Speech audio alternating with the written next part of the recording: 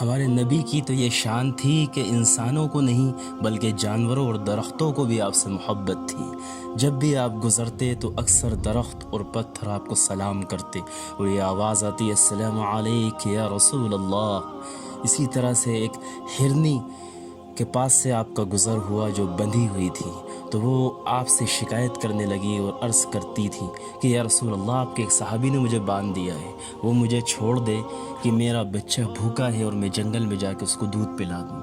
حضور نے فرمایا کہ تم وعدہ کرو کہ تم واپس آ جاؤ گی۔ اس نے کہا یا رسول اللہ، میں آپ سے وعدہ کرتی ہوں میں اس کو دودھ پلا کے واپس آ جاؤں گی۔ حضور نے اس کو چھوڑ دیا اور وہ گئی جنگل میں اور اس نے دودھ پلایا، اور سارے جنگل میں وہ یہ کہتی تھی اشہد ان لا الہ الا اللہ و اشہد ان محمد الرسول اللہ، کہ میں گواہی دیتی ہوں کہ محمد اللہ کے آخری پیغمبر اور اس کے رسول ہیں۔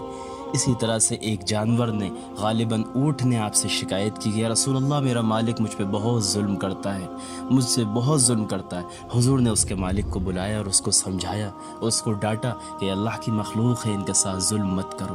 تو اللہ کے رسول سے تو ہر ایک چیز کو محبت تھی۔